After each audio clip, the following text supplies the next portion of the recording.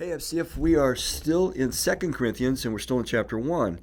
We did verses 3 and 4 yesterday, and they dealt with comfort, how God comforts us in troubles, and we're kind of in that same sort of topic, but boy, does this expand on the subject. So I'm in First Corinthians chapter 1, verse 6 through 10, and listen how raw and honest the Apostle Paul is being in this passage. He says, "We do not want you to be uninformed, brothers and sisters, about the troubles, plural, we experienced in the province of Asia.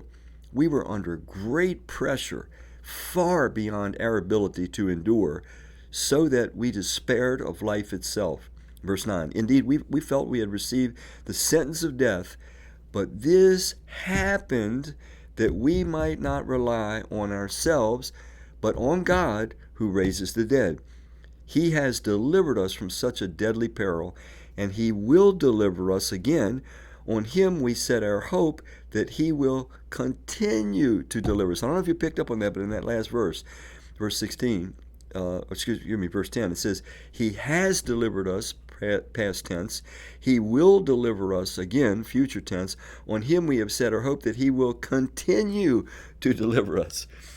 So this brings up a lot of interesting observations. Number one, here's God's greatest servant on the planet, the Apostle Paul. And at this stage, he had been following Jesus for about 22 years. He serves about 32 years before he's finally beheaded by Nero, but about 22 years in, and he is acknowledging that when they were in the province of Asia sharing Christ, they were under such fierce pressure that he thought it was probably going to be the end of his life, that it was a death sentence, that God was preparing him to end his life. He uses the term, he says, "It was beyond my ability to endure."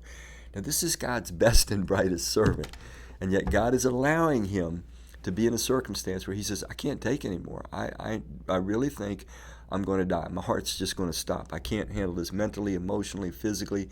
And yet God allowed that. We have to tuck that away. And then he tells us why. He says, This happened that we might learn not to rely on ourselves, but on God who raises the dead." And so Paul says, wait a minute, I got to pass on to you what I learned. When I went through this, it felt horrible. I felt like it was a death sentence, but it was all about me learning to tap into the power of God, to depend on him, to rely on him when I have nothing left. I'm all out of my ability to cope. I feel like I can't take any more pain. I can't take any more pressure. So I'm going to just kind of cry out from my soul to God. I'm going to cling to him the best that I know how. All the energy that the pressure is putting on me, I'm going to release it toward God. And Paul says, I learned the secret, that when I stopped relying on myself and I started learning in my desperation, and desperation is the only way we tend to learn this, I started learning how to rely on God. Wow, just like he raised Jesus from the dead, he, as it were, raised me back from the dead. And then he starts talking very confidently. Let me read you those verses again. He says, "This happened that we might not rely on ourselves, but on God who raises the dead." Verse 10, "He has," past tense, "delivered me." Paul had been through many hardships that God had delivered him from. He delivered us from such a deadly peril, and he will deliver us again. Notice how confident he is. This is where God wants to take us, when he allows us to go through things that are overwhelming. And we would do anything not to have had to go through them. We would do anything to get out of them. But they bring us to the place where there's nothing left, and we cry out to God from the depths of our soul. We cling to God with whatever little bit of energy is left, and we find he somehow gets us through. That is meant to give us confidence for the future, so that we become not necessarily fearless, but we fear less. And we are ready to do God's will in the most challenging circumstances with the confidence, if I need to be rescued, he will rescue me. Now, we don't get cocky and presumptuous. We don't put ourselves in stupid situations. But Paul was saying he learned this lesson, and it gave him tremendous confidence for the rest of his ministry, which would be about another 10 years. God wants us to learn that he will allow us to get into situations that we cannot handle, that overwhelm us. We will feel like we're going to die. He does this so that we will learn a different kind of reliance, not on our strength, but on his, and then we will gain the confidence. He somehow gets us through.